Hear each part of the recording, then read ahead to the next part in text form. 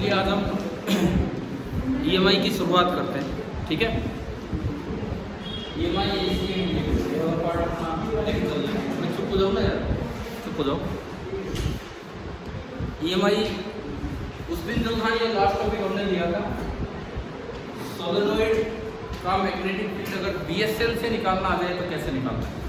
आ भी चुका है बोर्ड में एक दो बार अभी रिसेंट ईयर्स में, ये हमें ध्यान होना चाहिए।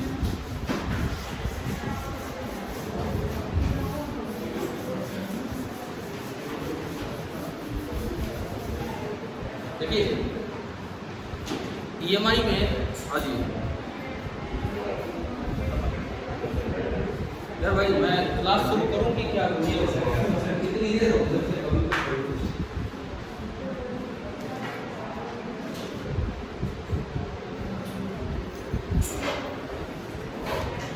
EMI जो हमारा चैप्टर है इलेक्ट्रोमैग्नेटिक इंडक्शन, इसमें दरअसल मूविंग मैग्नेट से करंट जनरेट करवाए जाते हैं या किसी भी तरह से, मतलब ये EMI जो फिनोमिना है किसने ढूंढा था, ये दरअसल इसका श्रेय दो लोगों को जाता है, एक फैराडे और एक, दोनों ने अलग अलग कंट्रीज में इंडिपेंडेंटली सेम चीज बताई। क्या थी वो चीज की, अगर आप मैग्नेटिक फील्ड को टाइम के साथ चेंज करते हो तो वहां पे क्या जनरेट हो जाता है, इलेक्ट्रिसिटी जनरेट हो जाता है, EMF जनरेट हो जाता है, जिससे कि करंट फ्लो हो सकता है। और फिर बाद में जब रूल की तरफ गए, रूल बनाने की तरफ, तो एक चीज हमें पढ़नी पड़ी, सबसे पहली चीज that is called magnetic flux. आज हम एक ऐसा आइडिया ले रहे हैं इस चैप्टर का जिससे लगभग लास्ट तक का पता लग जाएगा भाई क्या है क्या नहीं, किसी एक टॉपिक पर ही ढंग से चीजें रिवाइज कर रही है ना। मैग्नेटिक फ्लक्स फाई से उसे हम रिप्रेजेंट करते हैं, जैसा कि नॉर्मल फ्लक्स होता है। किसी भी फील्ड के फ्लक्स का मतलब है उस फील्ड का सरफेस इंटीग्रल। अगर आप मैग्नेटिक फ्लक्स की बात करें तो ये भी होता है किसी भी सरफेस पे B का इंटीग्रेशन, सरफेस इंटीग्रेशन। मतलब क्या, जैसे कोई भी एक सरफेस है,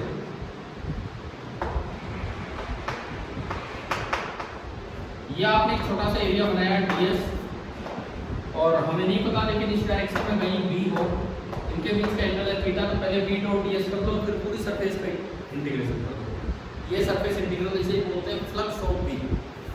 एक गॉस लॉ इन मैग्नेटिज्म था जो पिछली क्लास में बताया गया था कि अगर वो सरफेस क्लोज है, अगर वो सरफेस क्लोज है तो चाहे B यूनिफॉर्म हो चाहे B नॉन यूनिफॉर्म हो, फ्लक्स कितना होगा, 0। This is Gauss law in magnetism, equivalent Gauss law in magnetism. इसका रीजन ये है कि मैग्नेटिक मोनोपोल एग्जिस्ट नहीं करते, कहीं नॉर्थ पोल है तो उसके साथ पक्का क्या मिलेगा, साउथ पोल, नेट पे तो 0 ही होगा, इस तरह से। क्लियर है बात याद है। अब ये जो फ्लक्स है मैग्नेटिक फ्लक्स, इसकी SI यूनिट तो क्या होती है, वेबर, ठीक है। बट एक ओनली यूज यूनिट पहले जो यूज हुआ करती थी वो क्या थी, Maxwell. And 1 weber is nearly 10⁸ Maxwell. यहाँ पे पे लिखो 10⁸ मैक्सवेल, ठीक है। इसके डायमेंशनल फॉर्मूला वगैरह आपसे पूछे जा सकते हैं। क्या होगा बताओ, मैग्नेटिक फ्लक्स का डायमेंशनल फॉर्मूला निकाल के दिखाओ, आपके पास जो फॉर्मूले हैं उनसे। मैग्नेटिक फ्लक्स का डायमेंशनल फॉर्मूला जो भी आपके पास फॉर्मूले हैं आप उनसे निकाल के दिखाओ।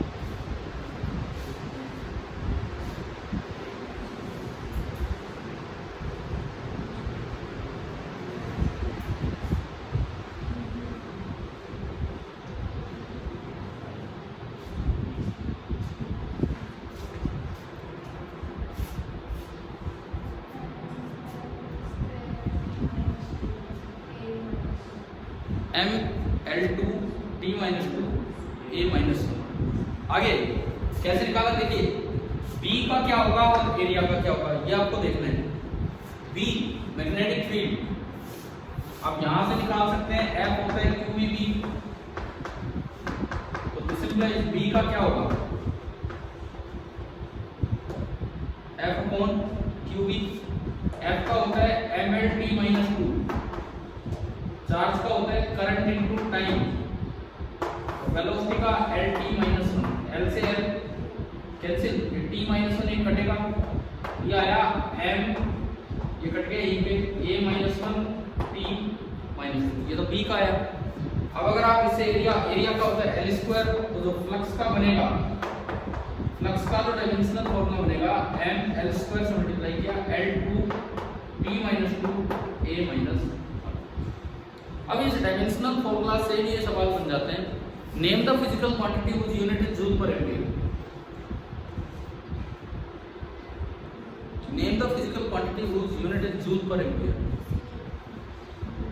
ये है ये मैग्नेटिक फ्लक्स, ये देखो ये किसके डायमेंशन है, ये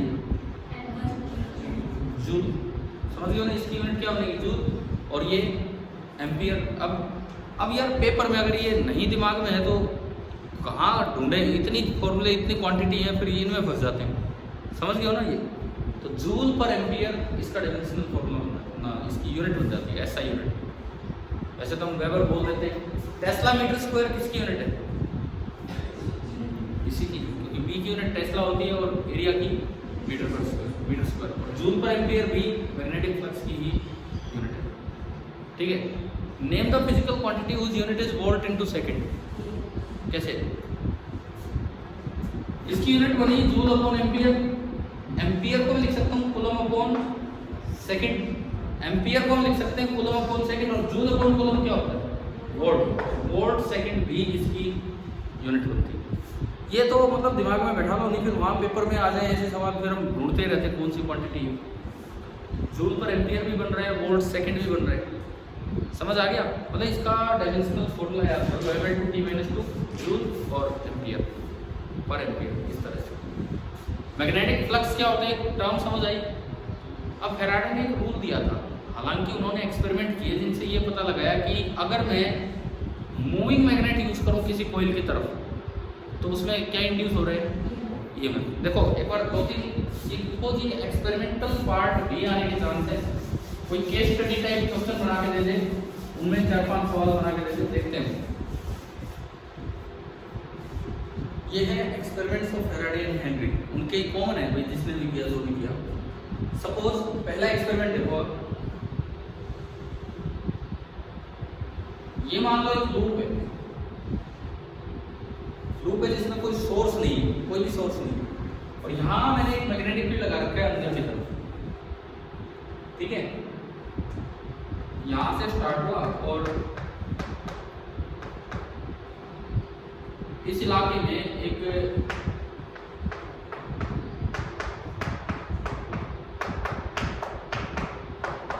मैग्नेटिक फील्ड है इस तरह से, बस इतने पोर्शन में, और मैं इस लूप को इधर की तरफ खींच के ले चला विद स्पीड v। बताओ क्या इसमें करंट आएगा क्यों, कोई सोर्स नहीं है, कुछ नहीं है। मैं इस लूप को इधर की तरफ लेके चला विद स्पीड v, बताओ इसमें करंट आएगा या नहीं आएगा, नहीं। बस ये इतने इलाके में फील्ड है और मैं इसको लेके जा रहा हूँ, फील्ड यही रह जाना है और ये लूप आगे निकल जाना है। तो जब लूप स्पीड से बाहर निकल रहा होगा तो इसमें करंट आएगा या नहीं आएगा, क्यों आएगा। चलो अभी मान लो मैं फ्लक्स की जानकारी दी थी, फिर भी लोगों ने जवाब दिया कि हाँ भी करंट आएगा। कैसे आएगा वो देखते हैं। सपोज ये वाली वायर है, थोड़ी देर बाद ये वायर इधर आ गई, तो इस वायर के अंदर जो इलेक्ट्रॉन बैठा वो किधर जा रहा है, इस साइड जा रहा है विद स्पीड v, वायर के साथ साथ। मैग्नेटिक फील्ड है यहाँ इधर अंदर की तरफ, तो उस इलेक्ट्रॉन पे क्लोरेंस फोर्स लगेगा v cross v, q into v cross v। v cross v तो किधर आया ऊपर, लेकिन q नेगेटिव है तो q into v cross v नीचे हो जाएगा। इसका मतलब इसमें इलेक्ट्रॉन नीचे आएगा, और इलेक्ट्रॉन नीचे आएगा तो करंट ऊपर बनेगा, इलेक्ट्रॉन नीचे आएगा तो करंट ऊपर बनेगा। अब इस करंट को चेक करने का एक रूल फ्लेमिंग ने दिया था, जिसको बोलते हैं फ्लेमिंग राइट हैंड रूल। एक बार देखते हैं क्या उससे सही आ रहा है। फ्लेमिंग राइट हैंड रूल कहता है कि पहली उंगली b की डायरेक्शन में, दूसरी उंगली करंट की डायरेक्शन में जो इंड्यूस होगा वो देगा हमें, और अंगूठा मोशन की डायरेक्शन में। पहली उंगली तो आपने की b की डायरेक्शन में, है ना, और अंगूठा आगे की तरफ मोशन की तरफ है। तो क्या ये दूसरी उंगली करंट की तरफ इंडिकेट कर रही है कि करंट ऊपर है, और ये दूसरी उंगली ऊपर की तरफ है, समझ आ रहा है। इट मींस फ्लेमिंग ने बिल्कुल सही रूल दिया था, और ये यहाँ से लॉरेंट फोर्स से ये चीज एक्सप्लेन हुई। फिर इसमें QMI का कहाँ यूज हुआ, ये तो लोरेंट फोर्स नहीं, मैग्नेटोस्टैटिक्स ने एक्सप्लेन कर दिया इस चीज को। ईएमआई का कहाँ यूज हुआ? फिर एक और एक्सपेरिमेंट किया गया, ये वाला आ गया समझ, डायरेक्शन वायरेक्शन सब। अब एक और एक्सपेरिमेंट किया गया, उसमें क्या किया गया देखिए, एक कोयल है,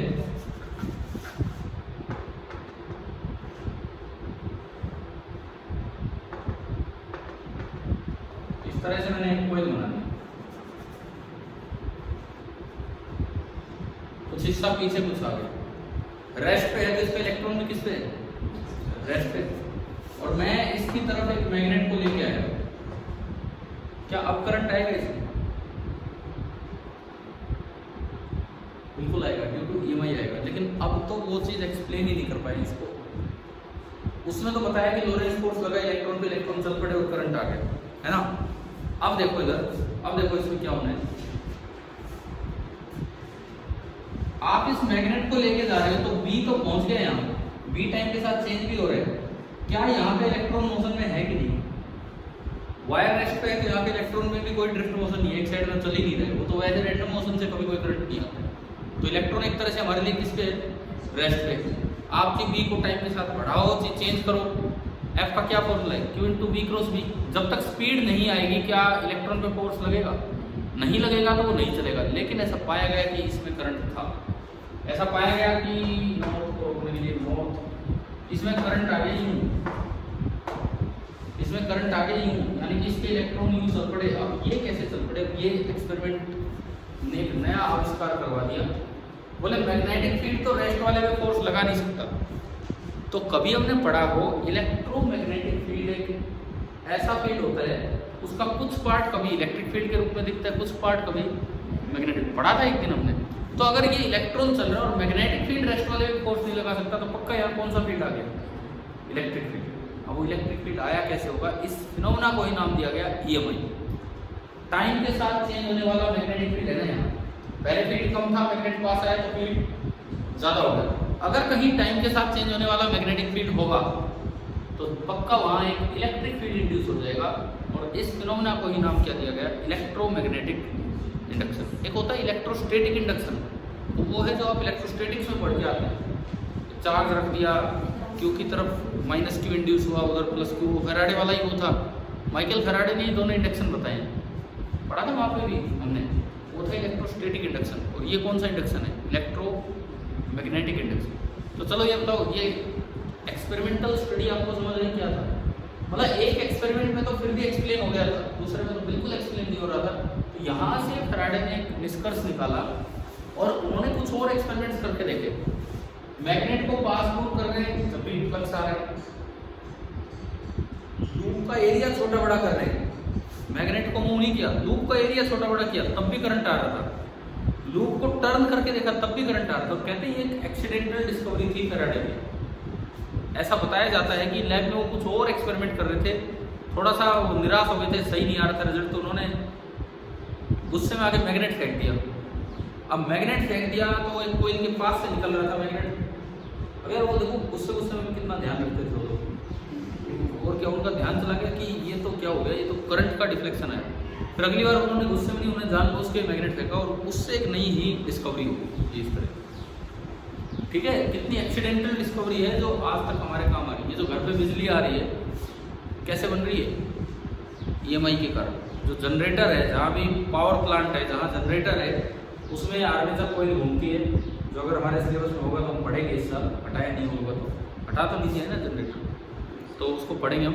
तो वो आर्मेचर कॉइल घूमती है और उससे फ्लक्स चेंज होता है और तब पता लगा कि करंट जनरेट हो रहा है और वही हमारे घर तक आ रहा है। तो फैराडे ने क्या बताया? फैराडे ने बताया कि अगर किसी भी लूप के साथ एसोसिएटेड फ्लक्स टाइम के साथ चेंज होता है तो उस लूप में क्या इंड्यूस हो जाएगा? ईएमएफ। अगर फ्लक्स टाइम के साथ चेंज होता है तो पक्का उस लूप में एक ईएमएफ इंड्यूस होता है। अब इसके दो तरीके देखो। आज कोई अलग से कोई टॉपिक हम नहीं ले रहे हैं, बस इस तरह की ईएमआई समझ आ रहा है कि ईएमआई है क्या। लगभग टॉपिक ऐसे ही हम सारे कवर हो जाएंगे। देखो ये देखा गया, ये पाया गया, देखिए इधर एक बार तो ये हमने कोई लूप लिया, कोई बैटरी नहीं, कुछ नहीं है, ठीक है। और मैं इसके पास एक मैग्नेट को मूव करवा के ला रहा हूं। इस लूप में से जो फ्लक्स होगा, फ्लक्स हमने पढ़ा है बी डॉट एस।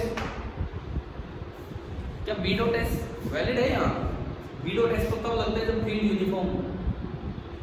यहाँ पास ला रहे हो तो क्या बी यूनिफॉर्म है? चेंज होगा।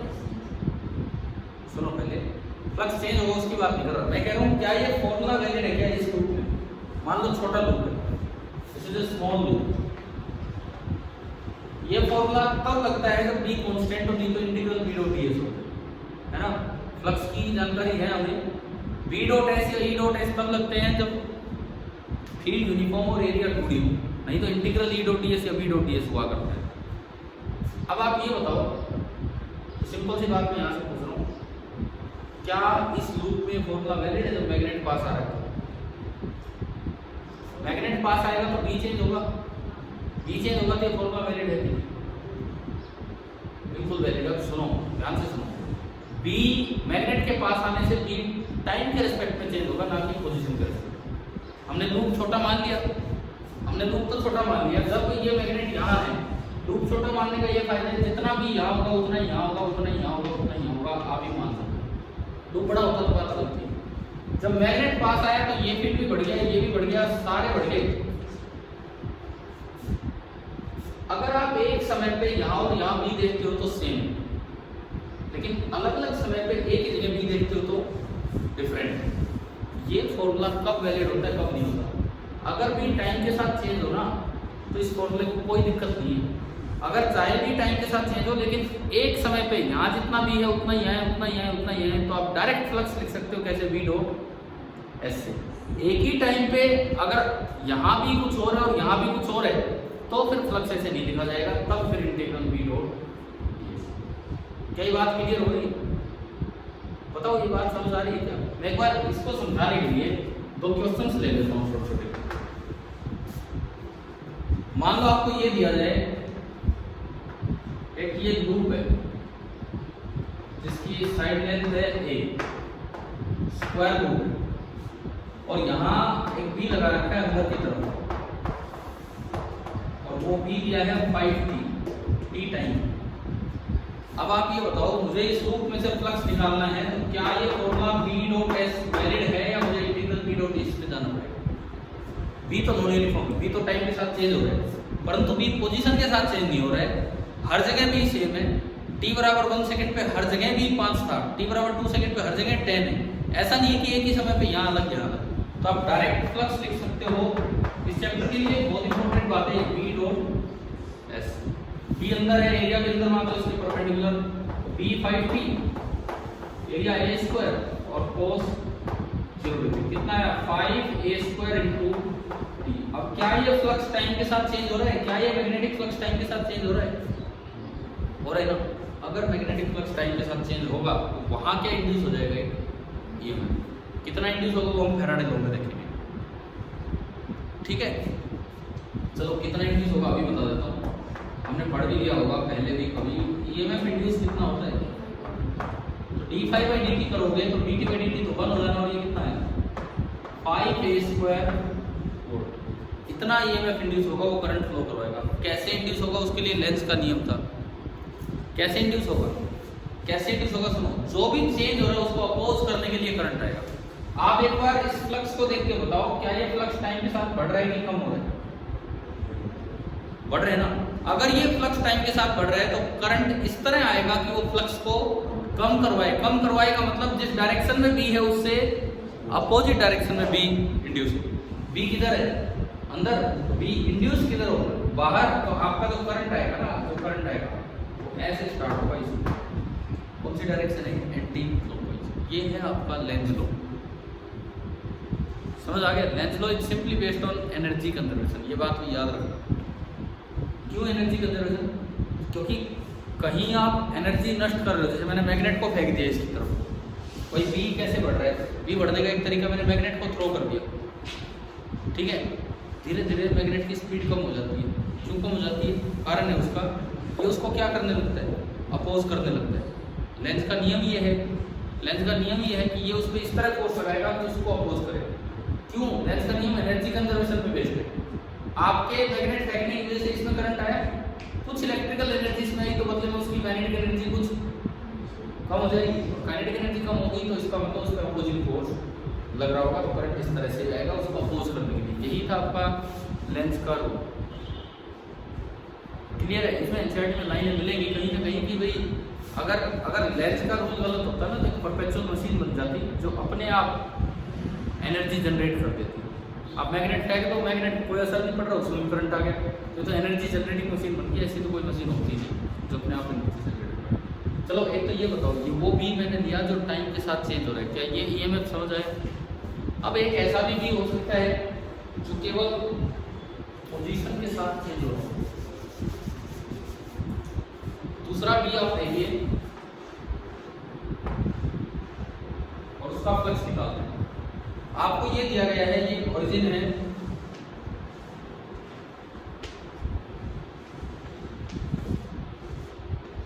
ये एक्स एक्सिस है और ये वाई एक्सिस। आपको ये दिया गया है origin X axis and Y axis.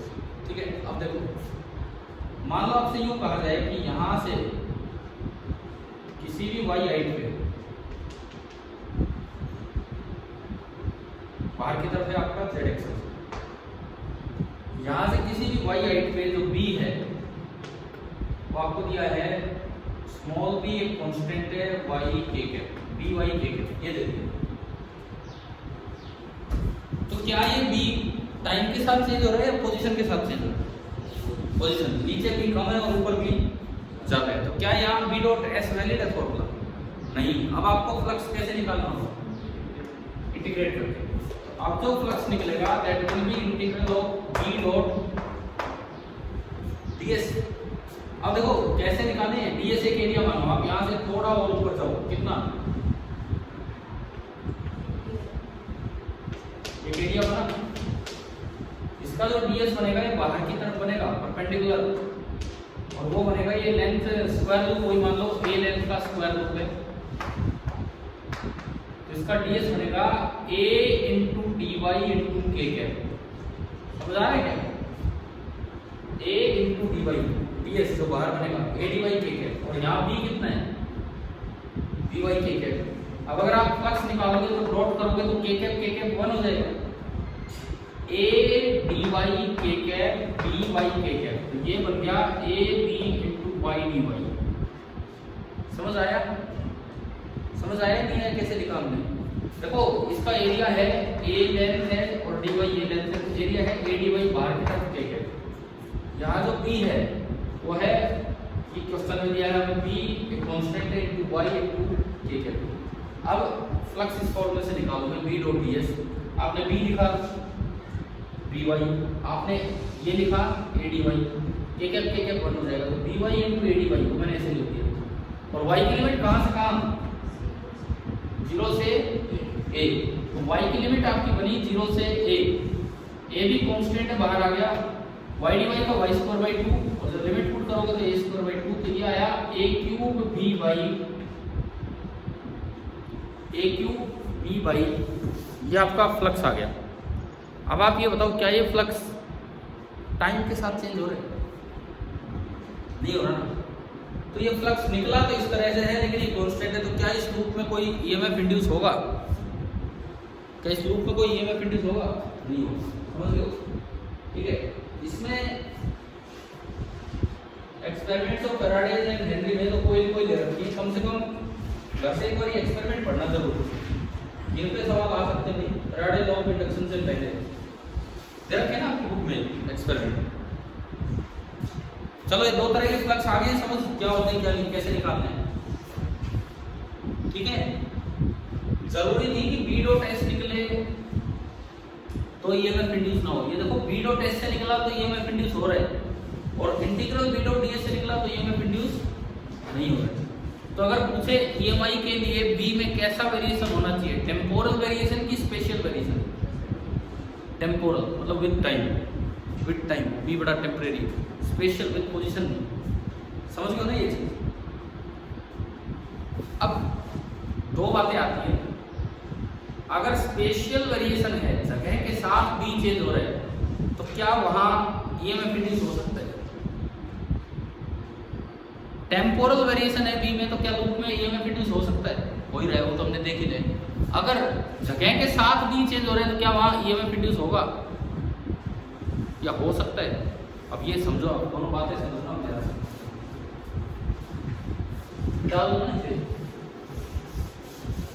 अरे ईएमआई चैप्टर का कई बच्चे तो अपने लिए खुद नुकसान ऐसे करवा लेते हैं, शुरुआत ही सही नहीं करते, फ्लक्स का ही नहीं पता होता कैसे तो कब लिखना है, कैसे कब लिखना है।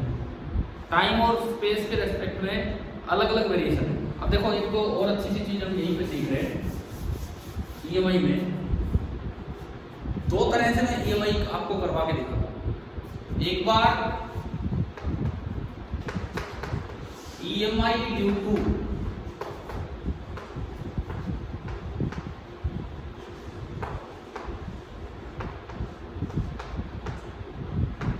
टेम्पोरल वेरिएशन ऑफ बी, और एक बार ईएमआई ड्यू टू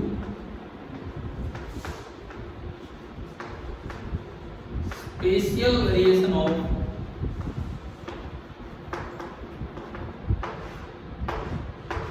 दोनों बहुत ही बेसिक तरीके और बहुत जरूरी है हमारे लिए। देखो, जैसे मान लो आपको एक लूप दिया गया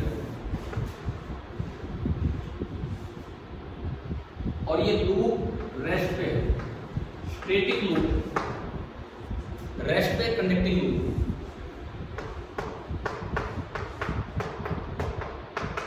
ये आपने बी लगा दिया, लेकिन जो बी है वो टाइम के साथ चेंज हो रहा है, सम कांस्टेंट इनटू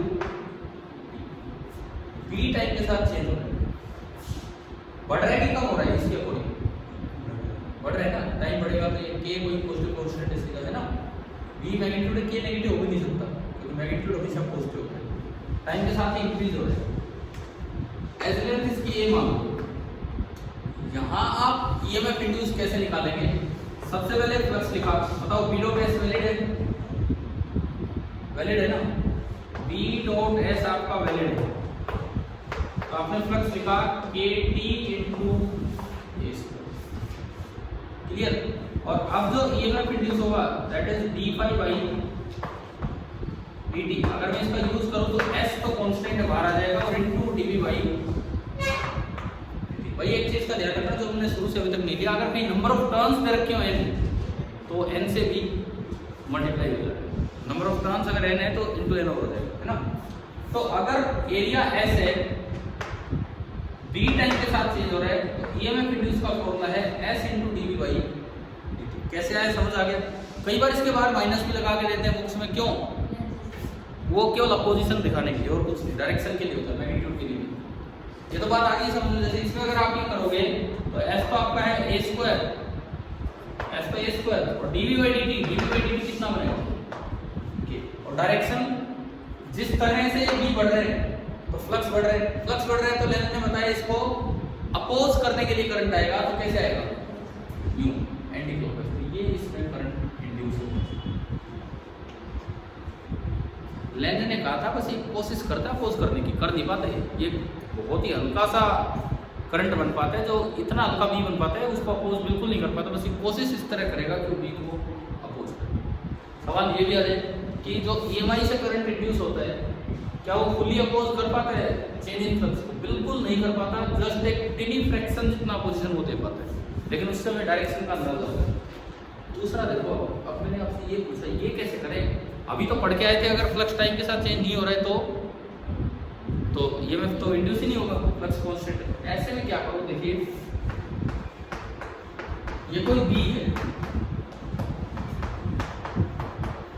सपोज एक ऐसा बी है जो टाइम के साथ भी पोजीशन के साथ चेंज हो रहा है। मैं कह रहा हूं ये एक्स एक्सिस है, ये एक्स एक्सिस है, और हमारा बी जो है वो बी बराबर के एक्स आपको दे दिया।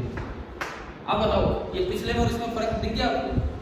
पिछले में बी बराबर है के टी और इसमें है बी बराबर के एक्स। क्लियर? के टी एंड के एक्स, ये आपका डिफरेंस है पूरा। तो अगर मैं इसमें कोई लूप रख दूं तो कुछ नहीं होने वाला।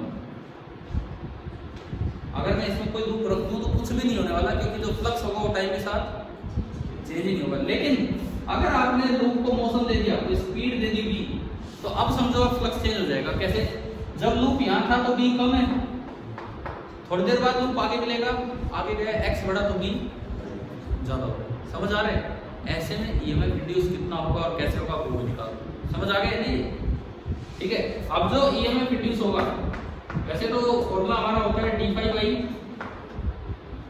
dt, that is d by dt of phi को क्या लिख सकता हूँ, b into s, b dot s से b into s आ जाएगा। ये इस तरह रखते हैं। क्लियर हो गया यहाँ तक? अब देखो s को अलग कर दो और ये है dt by dt।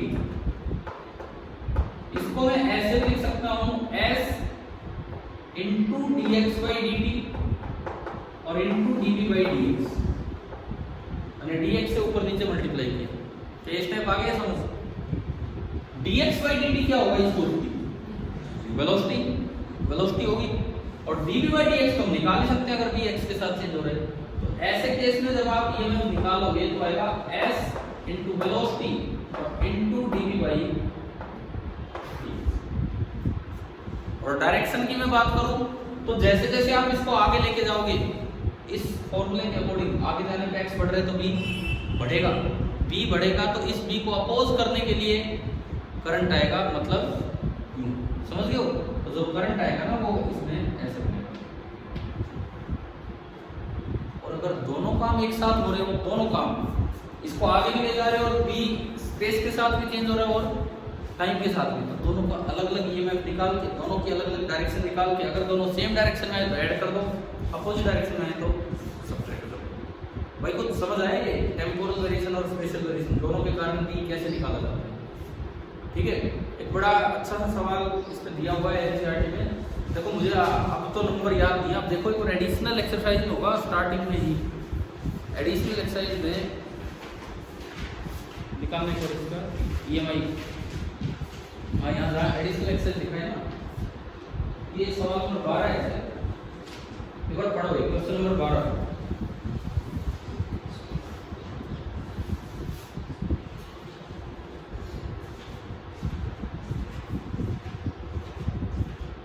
एक बार पढ़ के लोगे है क्या ऐसा कुछ इस तरह का कुछ? आप भाई सॉल्यूशन ही लेके बैठे हो हैं, क्या फायदा है यार? तो आप सॉल्यूशन पढ़ दो।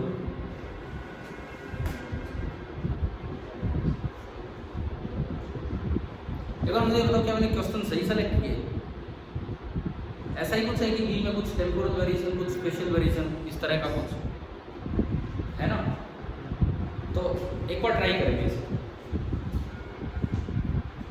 तब तक मैं बोर्ड पे कुछ गिवन चीजें लिख लेता हूँ, आप तब तक अपना एक क्वेश्चन करिए।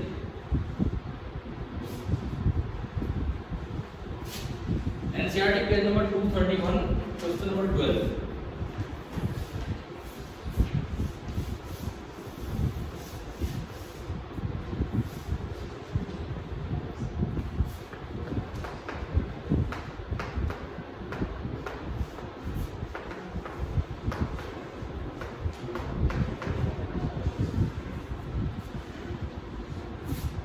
Square loop of side 12 centimeter with its sides parallel to x and y axis move with a velocity 8 centimeter per second in the positive x direction in an environment containing a magnetic field in positive z direction। आपने ये अपना system बनाया x, y and z, और इस square loop को आप लेके चल रहे हो, इसकी साइड x, y के पैरेलल है। इस स्क्वायर लूप की एज लेंथ है 12 सेंटीमीटर, यानी कि 0.12 metre.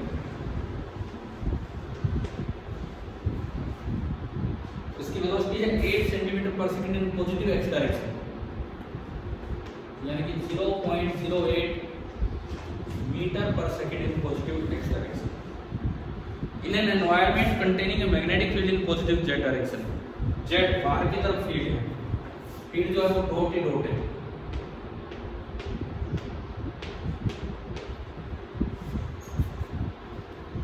The field is neither uniform uniform in space nor constant in time.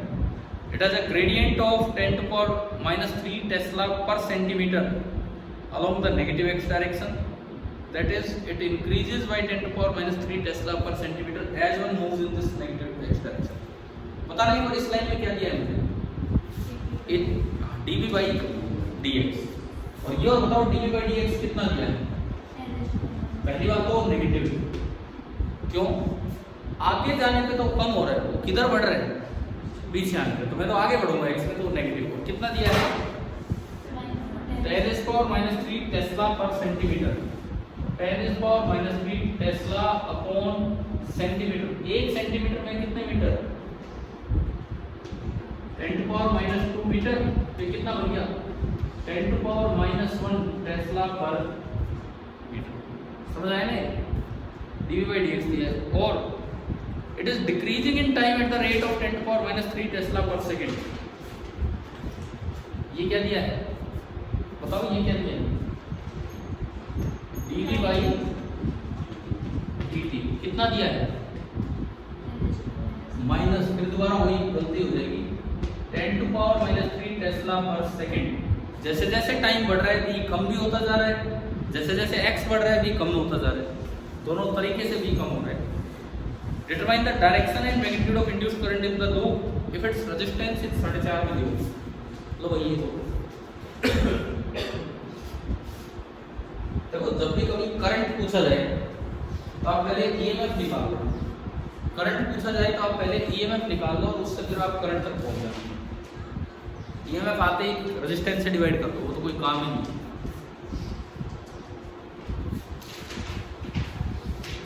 अच्छा, आप अभी कर लेना कैलकुलेट। मुझे एक बात बताओ पहले, फिर आप करना, मैं 2 मिनट वेट कर लेंगे। इधर सुनिए, क्या ये दोनों चीजें एक साथ यूज हो रही है? सवाल और ये ना, आगे बढ़ने पे पहले मैं इधर आता हूं, समय बढ़ने पे बी कम हो रहा है कि ज्यादा?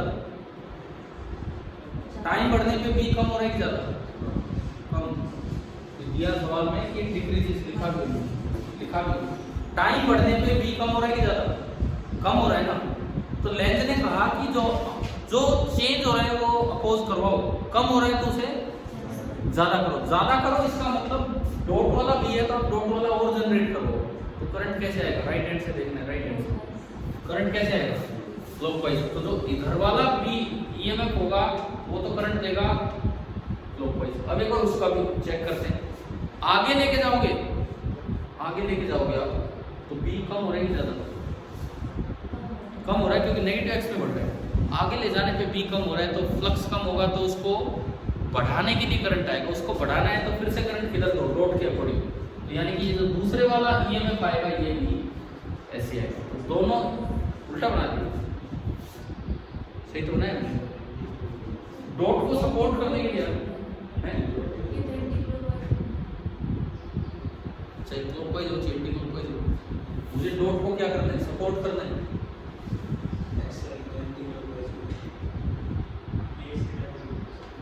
कहाँ पे? अच्छा, ये तो इसको हटाओ, इसको छोड़ो। मैं कह रहा हूँ डायरेक्शन देखनी समझ आ गई है ना कैसे? ये लिखने में हो सकता है पहली बार मैंने वैसे लिख दिया हो।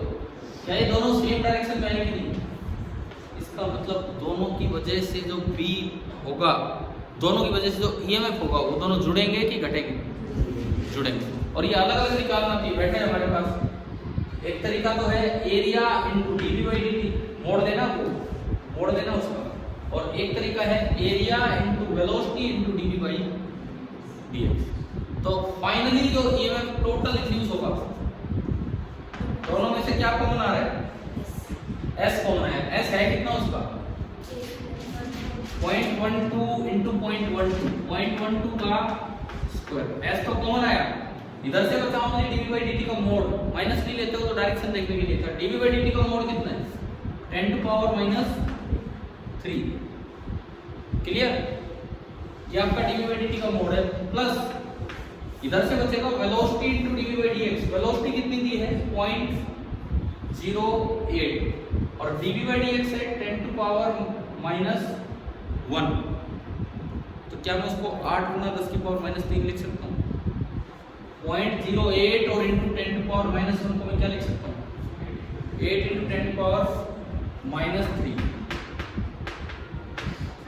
ये हो गया 9 × 10⁻³ उसको 0.144 जितना पॉइंट बनेगा 0.0144, ठीक है 0.0144 बना, उससे मल्टीप्लाई करके एक बार ईएमएफ आ गया।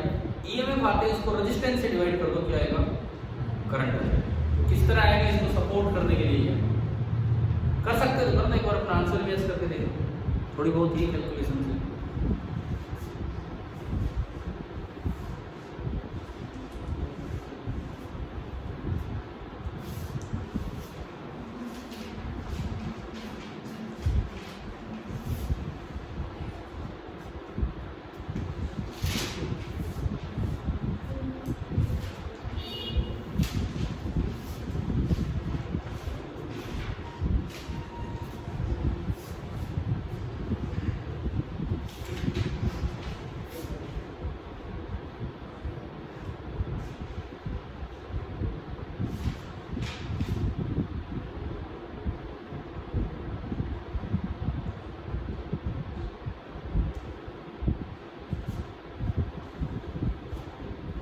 आप जैसे पीछे 3-4 बच्चे तो कर ही नहीं रहे, बाकी लग रहे हैं अपने करने, क्योंकि अपने सामने तो सॉल्यूशन बैठे हैं, उन्होंने कर ही रखे होंगे। अरे किए हुए सवाल पेपर में नहीं होंगे अगर ट्राई खुद नहीं करोगे।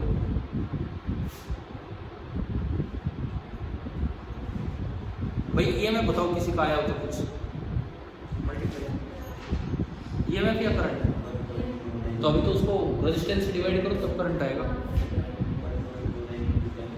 करंट ईएमएफ थोड़ी पीछे तो करंट पूछा है, उसको रेजिस्टेंस से डिवाइड करो।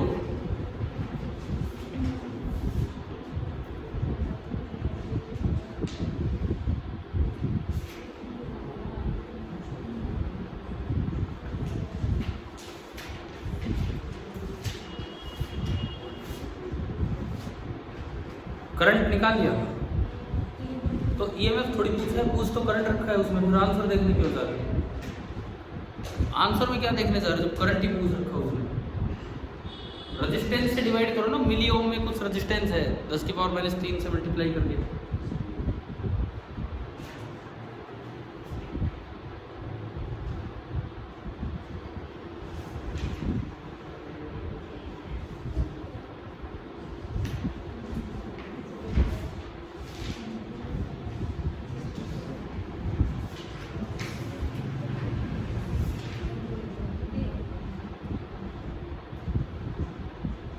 जस्ट ये बताओ आंसर कुछ मैथ होता लग रहा है क्या?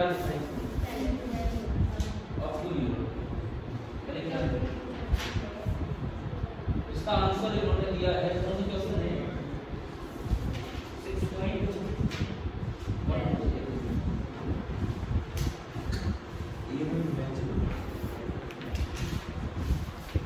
इन्होंने दोनों ईएमएफ अलग अलग निकाल के और फिर जोड़ के और करंट देखो, ईएमएफ का आंसर है 12.96 × 10⁻⁵। अच्छा सुनो, एक ईएमएफ जो टाइम वेरिएशन की वजह से आया वो इनका आंसर है 1.44 × 10⁻⁵।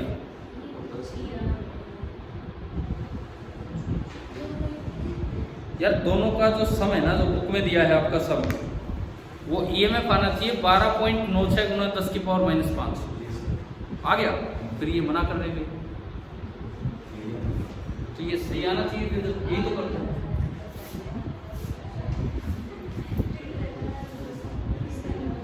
अरे ईएमएफ किस किस का आया? 12.96 × 10⁻⁵। आपने कैलकुलेट किया है ना, सॉल्यूशन तो नहीं है आपके पास?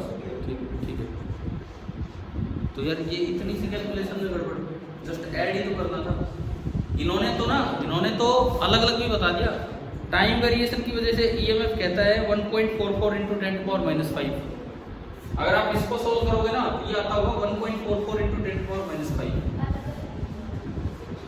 ये जो आपकी बुक में जो आंसर दिखा गया है, इसको सोल्व करने पे आना चाहिए 1.44 × 10⁻⁵ वोल्ट, और दूसरा आना चाहिए 11.52 × 10⁻⁵। दूसरे वाला जो बनेगा 11.52 × 10⁻⁵ वोल्ट, यार आदित्य, आपने एक बार भी ट्राई किया है क्या? अभी इतने 5 मिनट हो गए बच्चों को ट्राई करते हुए।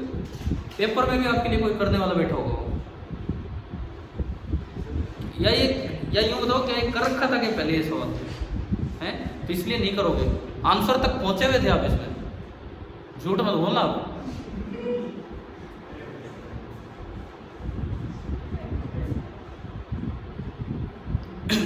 चलो भाई, आदित्य ने तो कर रखा था, और किसी ने कर रखा था ये सवाल एक्सरसाइज से? तो बाकी तो सभी उससे करो, कुछ उन्हीं के संपर्क में आके नहीं कर रहे। अरे देखो, ये आंसर ये दिया गया है, ये आंसर ये दिया गया है, तो इनका सम इन्होंने दिया 12.96।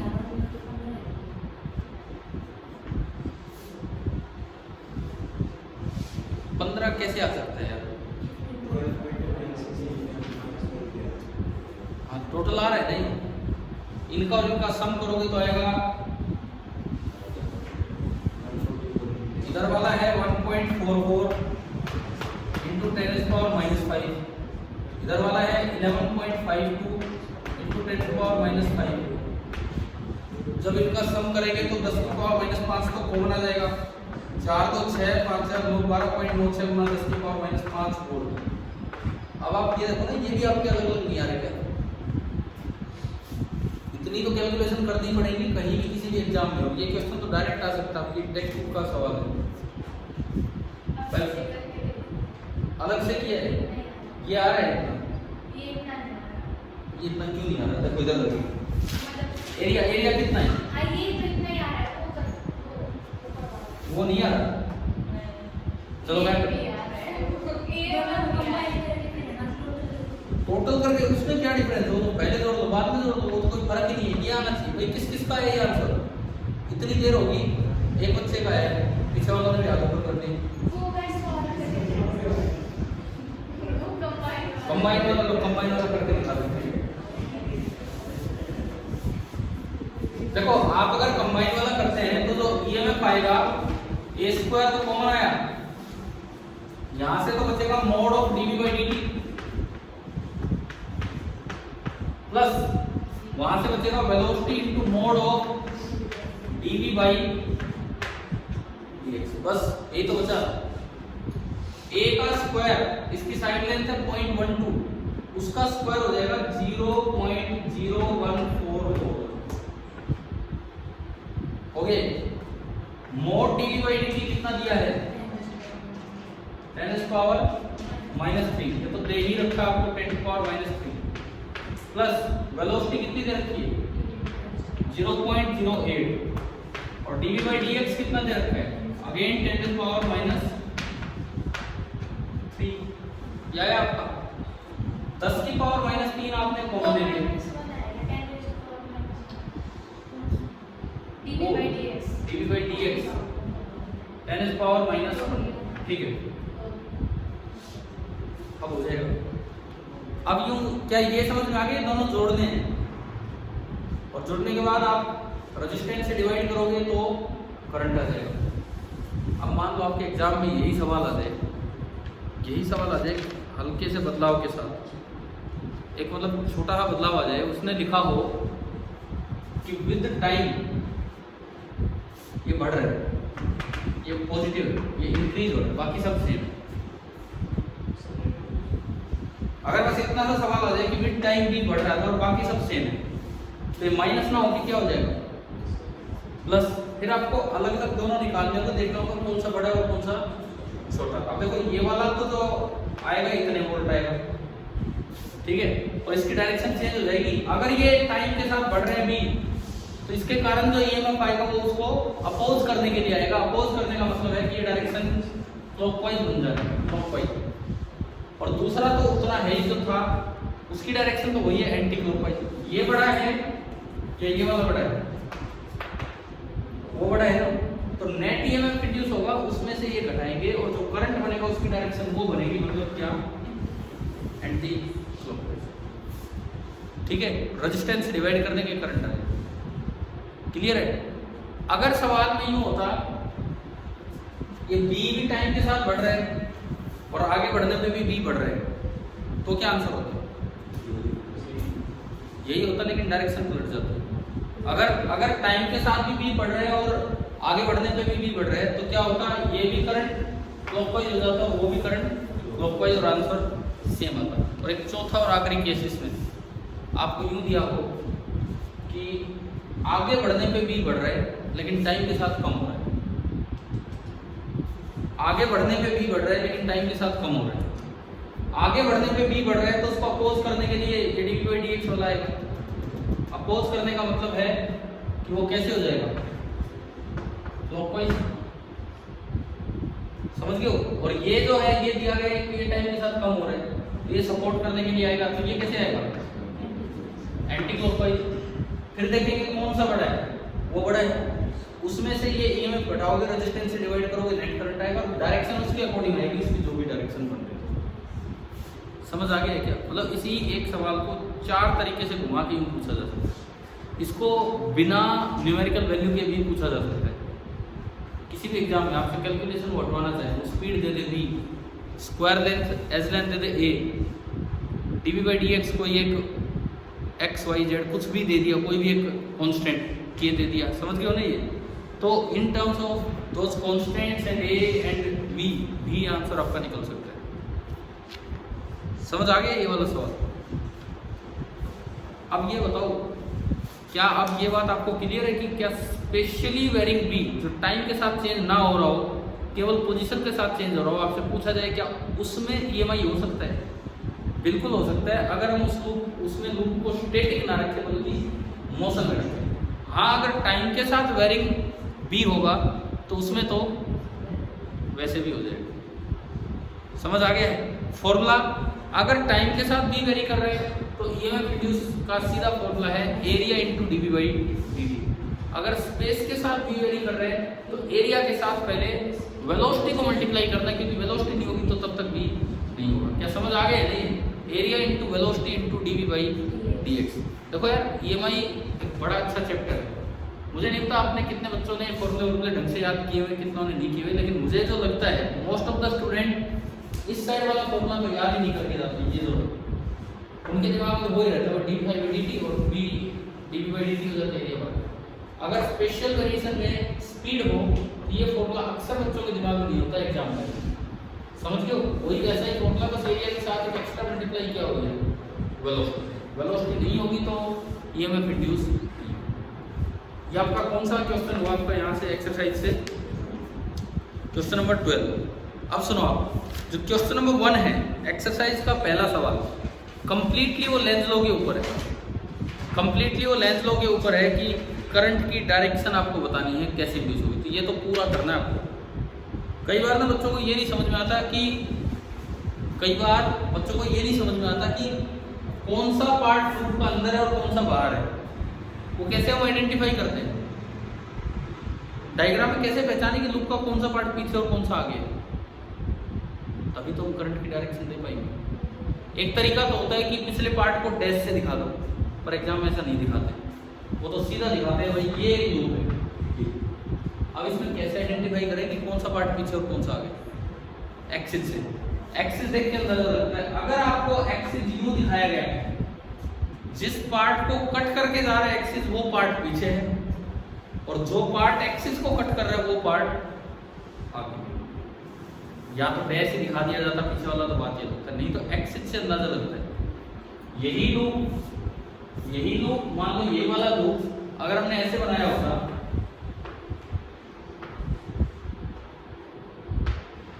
अब कौन सा पार्ट आगे? पीछे वाला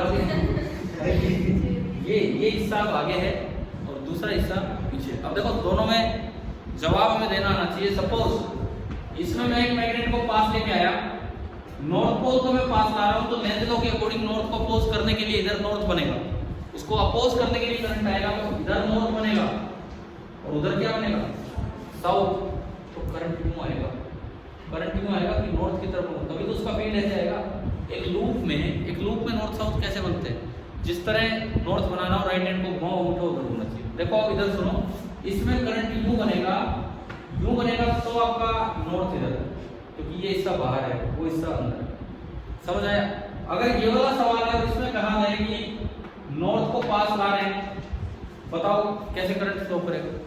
फिर वही बात है, नॉर्थ को पास ला रहे तो रोकने के लिए इधर क्या होना चाहिए, नॉर्थ, और इधर क्या होना चाहिए, साउथ। तो करंट तो यूं फ्लो करवाए, यूं ही फ्लो करवाए, लेकिन इस बार जो बाहर वाला पार्ट है वो कौन सा है, ये। तो यूं बनाना पड़ेगा आपको। समझ आ रहा है क्या डायरेक्शन कैसे दिखाई? क्या ये दो डायग्राम क्लियर हो रहे हैं आपको? डायग्राम क्लियर हो रहे हैं? नहीं तो फिर आप ये एक एक नंबर के सवाल तो वैसे मिस कर जाओगे। इनमें चेंज भी नजर आ रहा है कि लूप यूं रखा हुआ है, मैं मैग्नेट का नॉर्थ पास ला रहा हूं, तो हर बार करंट को यूं घूमना है, ताकि वो यूं घूमे तो नॉर्थ इधर बने, उसको अपोजिट हर बार यूं घूमना है। तो आपको आइडेंटिफाई करना आना चाहिए कि कौन सा पार्ट बाहर है और कौन सा पार्ट अंदर है। समझ आ रहा है? हर बार यूं घूमना है। तो इसमें देखो पहले वाले लूप में ये वाला पार्ट बाहर है क्योंकि इसने एक्सिस को कट कर रखा है, तो हमने यहाँ से यूं घुमा दिया। और दूसरे लूप में ये वाला पार्ट बाहर है क्योंकि इसने एक्सिस को कट कर रखा है, तो हमने यूं घुमाया। बड़े बनाऊं क्या ये डायग्राम? समझ भी आ रहे हैं कि ये आपका अंगूठा उधर क्यों जा रहा है, जबकि बनना चाहिए इधर,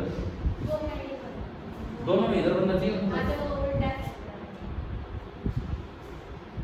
भाई ये डायरेक्शन की एक बार प्रैक्टिस करनी हो तो क्वेश्चन नंबर 1 ढंग से ट्राई कर लो। बता दूं? चलो एक पार्ट में समझाई देता हूँ। पहले पार्ट को आप देखिए, मैं एक बार ये भी दोबारा बना देता हूँ, ये भी देख लो कैसे हो रहा है। कैसे थोड़ा सा बोर्ड पे जगह नहीं थी।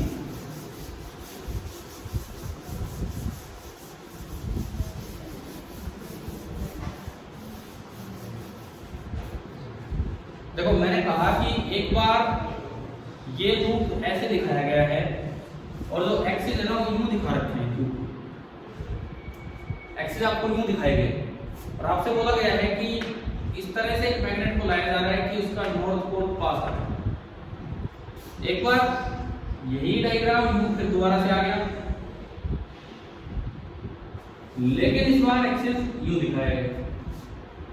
सेम क्वेश्चन है कि नॉर्थ पोल को पास लेके आ, पूछा जाए कि डायरेक्शन बनाओ इसको। देखो दोनों में एक ही काम है, नॉर्थ पास आ रहा है तो लेंस ने कहा उसको अपोज करो, नॉर्थ पास आ रहा है तो उसे अपोज करो। तो नॉर्थ को रोकने के लिए इसमें भी इधर नॉर्थ बने इधर साउथ, और इसमें भी इधर नॉर्थ बने और इधर साउथ। इधर नॉर्थ साउथ कैसे बनता है, आप राइट हैंड का यूज करके करंट को घुमाएं, जिधर हम उठाएगा वो नॉर्थ पोल की तरफ बिहेव करता है और दूसरा साउथ पोल की तरफ। इसमें भी बाहर से अंदर करंट जाना है और इसमें भी बाहर से। तो हमें पहचानना आना चाहिए बाहर वाला पॉइंट कौन सा है, बाहर कौन सा हिस्सा है जो एक्सिस को कट करके आ रहा है। इसमें करंट यूं जाके यूं आएगा, इसमें बाहर कौन सा है जो एक्सिस को कट कर रहा है, तो ये यूं जाके।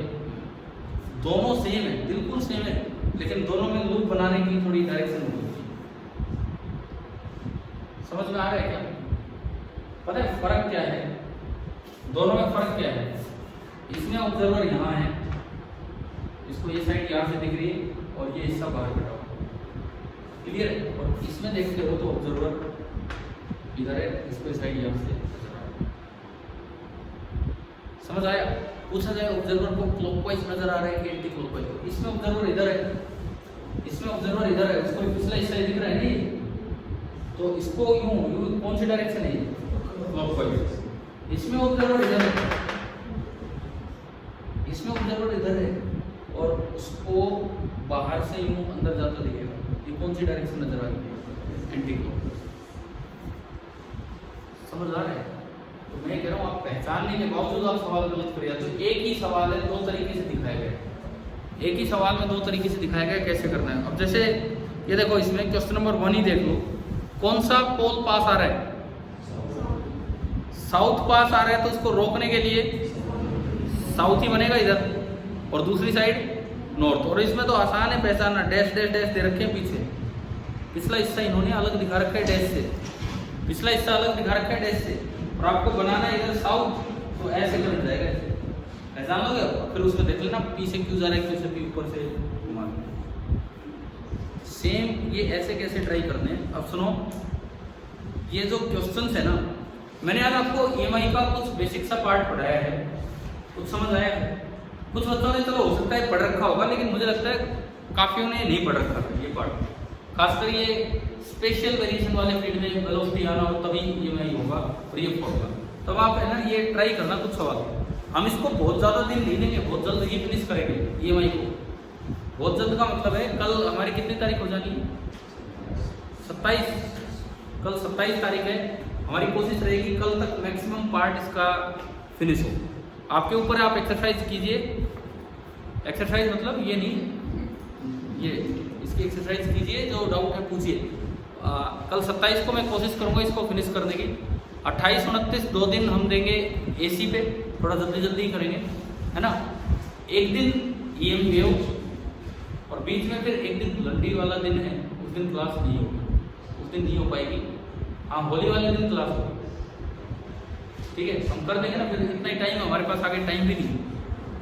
होली कब है? संडे, संडे की है ना, तो आ जाओगे उस दिन। तो अब बताओ आप आओगे तो ही तो बात है। हाँ, सुबह ही जैसे भी। होली वाले दिन हम क्लास लगा देंगे, उससे अगले दिन मंडे को क्लास नहीं होगी। तो इस तरह से करके हम अपना चैप्टर अपना पूरा करेंगे, ठीक है भैया। कल शाम को आ जाना फिर दोबारा।